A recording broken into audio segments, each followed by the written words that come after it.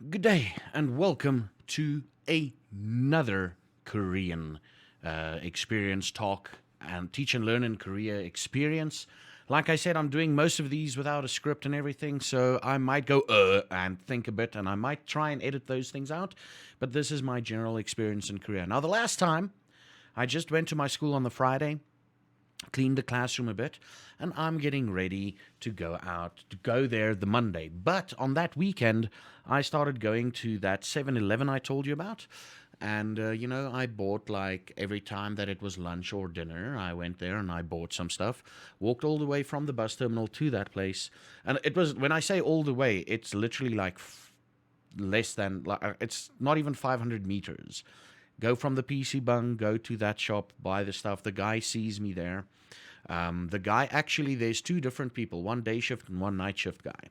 And the night shift guy most of the time saw me because when I was ready for a late night snack, I just go over to that place from my apartment and buy some snacks there. But that is a story that we're going to touch on in a future video. Probably within the next, maybe the second or third video from this one that will touch on that topic, depending on how long it takes me to go through the months. But anyway, let's get back to the Korean thing, right? So it's my first weekend and everything. First weekend alone in a place where I have not met any foreigners yet. Apparently, there was a grouping of foreigners in that town. It was about, I'd say, it took me about a month before I met them, but we'll get there. Month, maybe a month and a half, but we'll get there. And in fact, I can actually tell you when we got there. Hold up. Maybe more than a month. Okay, no, by this time it was okay. But anyway, let's continue on. So it's the Sunday night, and I'm chilling out in the PC bung, and there is, now I need to get the pronunciation correctly. Welcome back after that edit. So a song, I told you there's a couple of songs that stuck with me. The first one was when I got on Seoul Incheon Airport. It was 21's Come Back Home. And the second one, it stuck with me, and it played in all the PC bung. Someone in the PC bung would just queue up that song and play it over their computer speakers. And this is Son Mi Full Moon, right? It goes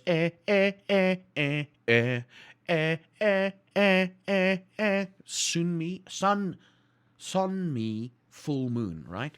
Now that song played a lot in the PC bung, and it even played in the bus terminals PC bung. And it was like, it's a song I constantly heard. Like when I got in there, if I spent like 5 hours in a PC bung there, I'd probably heard the song like 6 or 7 times. So it's quite a lot that I heard the song. So that's the song I associate with, mostly with PC bungs. Anyway, so this Sunday night, I'm like, okay, cool, I gotta get ready for the next morning. I only had to be there because my first class only started after 1. So I had to only be at the school. I need to get on the 10 o'clock bus to be at the school at about 11 o'clock ish, clean, get everything ready and everything, and then go have lunch. And then after lunch, the first class would start. So this was about 11 o'clock at night, 11, maybe even 12 o'clock at night in South Korea in the species. No, it wasn't. It was 9 o'clock. Sorry, it was 9 o'clock. I remember this clearly because this is the story. So that guy that owns the shop, the BHC chicken shop, where I discovered coal pop, and you'll see an example of it right about now. BHC Chicken. Mr. Kwan owned a shop, and coal pop was the thing I ordered from him the most. And that is exactly what it is. Now you know. Anyway, so I'm getting ready to leave. It's just after 9-ish, and I'm getting ready to leave, and there's this one Korean dude, and I can't show his photo. The only photo I have of him, it's me and him with our faces pretty damn close to each other. I know in the Rona times it's strange, but at that stage, no Rona. With our faces close to each other, and I can't really show it because of due to my respect for his privacy. I don't know if you'll ever see this, but, in still trying to keep things as respectful as possible. And we start talking, and he's like, and he starts saying something in Korean. and he grabs me by the arm, and we go down, and I'm being dragged along the arm, and Mr. Kwan from BHC Chicken, the guy that speaks very well English, he's like, hey, Zaffa, what's up, what's up? And I look at him all bewildered. I'm like, I don't know what's happening. And he calls the other kid over. He calls a kid dragging me over to him, and he starts talking to him. And they talk and they talk and they talk. And he's like, oh, he's going to show you the fortress. I'm like, okay, cool, the fortress. The fortress. The Gochang fortress. I don't know that there was a fortress in this town. I mean, I literally know that one street of my town by this stage. I mean, this is the fifth day in Gochang, right? So I only know literally that one street. Because I'm a introvert and everything. I don't necessarily push myself out of my boundaries yet, but I only know that portion of the street, of the town. And he's like, oh no, it's okay. It's safe and everything. And he's like, don't worry, I know where the fortress is. You know, I'm closing shop up in an hour. And if you don't walk past here within the next hour, I'll go look for you. And I'm like, cool, thanks, Mr. Kwan. Korean hospitality, man. Korean hospitality. Probably meant it more as a good gesture. He knew that I would be back. And like, I think he would have like started freaking out if I weren't. But anyway, so I'm like, okay, cool. And he looks at me and he says something to the guy. And he says, oh, and this is service. And he hands us 2 coal pops. Again, let me show you the coal pops. Me a coal pop and that guy coal pop. And so we head out and we walk. We go out what I would say would be the main road in the city, the sort of like the main road in the town. And we just walk straight there, and I'm seeing a shoe store. I'm seeing a bunch of restaurants busy closing down for the night, and I'm seeing lights everywhere. I see a Lotteria fast food place and everything. And we get to this big giant circle, and he goes, oh, the Opso? No, Opso? And I'm like, okay, cool, what's going on? And he points to a section. And I'm like, what? And he's like, no light tonight. I'm like, oh. He's like, it's okay, next time. And we just walk back, eat our cold pop, walk past Mr. Kwan, and he's like, good to see you there.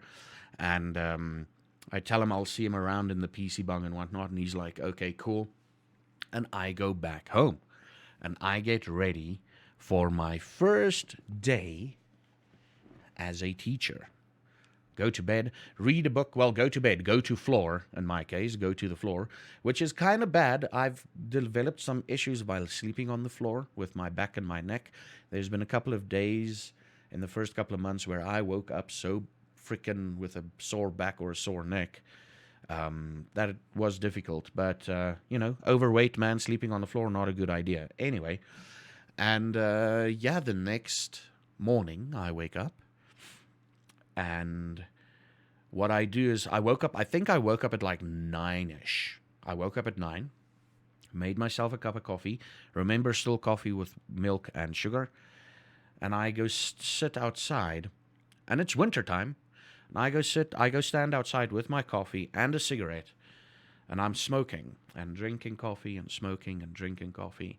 And I'm sitting there and still don't know what to do, but I know I have to essentially you're in performer mode every time you go out before work in Korea. So you're in performer mode. You need to put your best foot forward. You know, if you go out smoking, you need to hide the fact that you're smoking. Even if your kids isn't in the same town as you, you need to hide the fact that you're smoking in case one of your kids runs into you. You know, don't want to influence them and everything.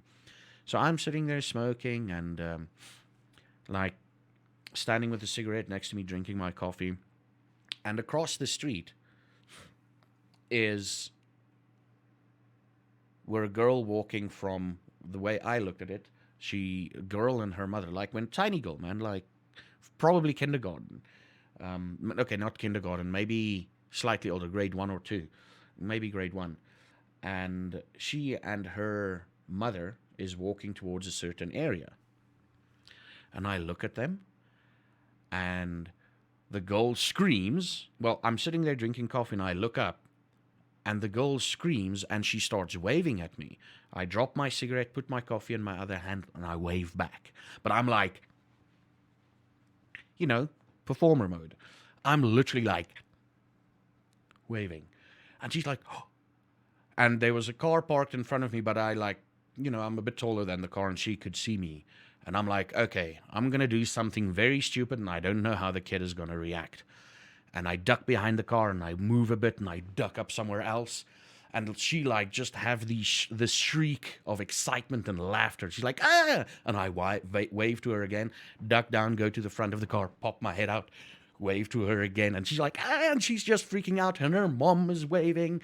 And she's like, and as they're walking off, she's like, kamsahamnida. And I'm like, yeah, kamsahamnida, yeah. And I'm just doing that and drinking my coffee and everything.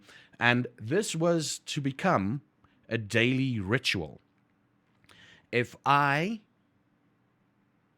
either came back, I'd either came back from the school and I'd run like into them on the other side of the street. They'd be on the other side and I'll be all performer mode and everything.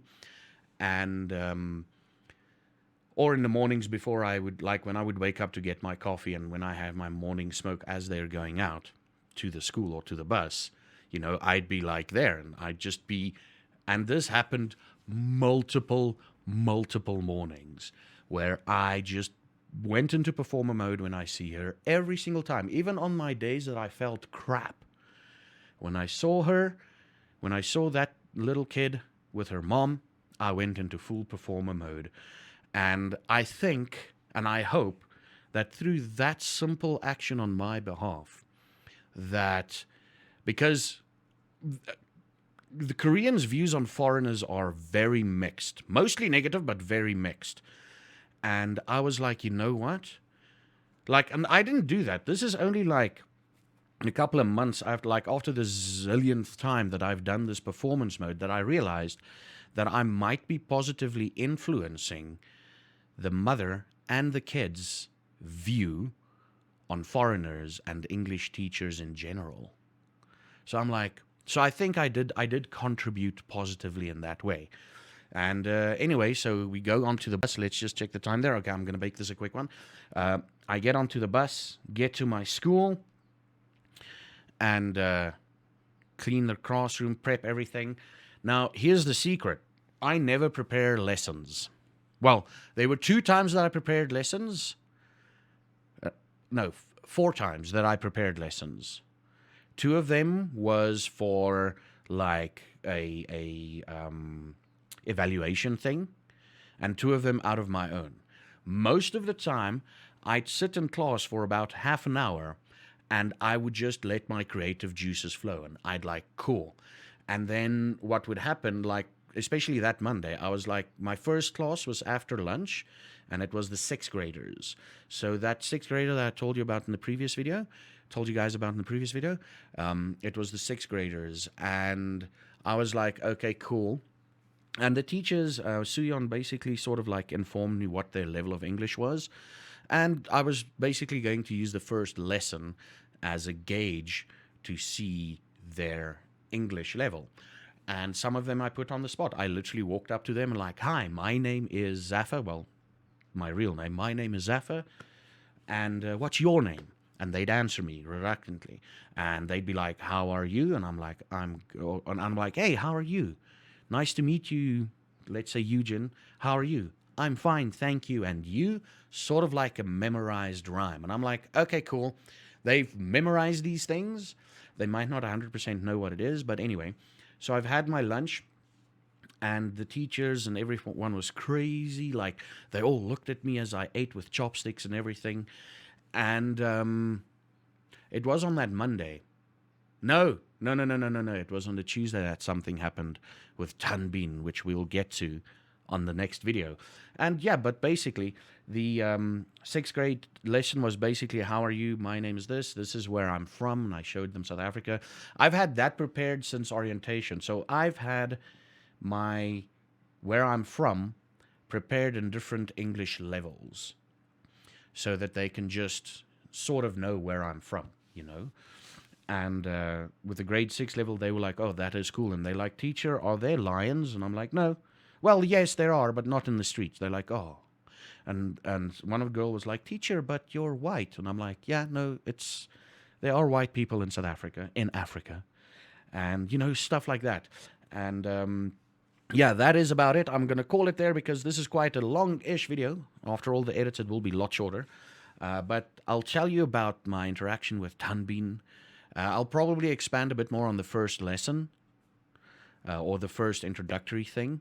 And then I'll continue on with like the next classes. Now, this is where it becomes very hazily because I remember my first class was the 6th graders. They gave me the trouble, the kids that would give me the most trouble, And unfortunately, it would turn out that for my first 6 months, that class was the most difficult to teach. But I also challenged myself. It was challenging, not difficult. It was challenging to teach them, and it was yeah. So I'll expand a bit more on my intro and everything on South Africa. I wonder if I still have that PowerPoint thing somewhere. If I have it, I'll probably show it in the next video. But yeah, that was my first day, sort of. And we'll get to the Tanbin story next, and the rest of the lessons and everything.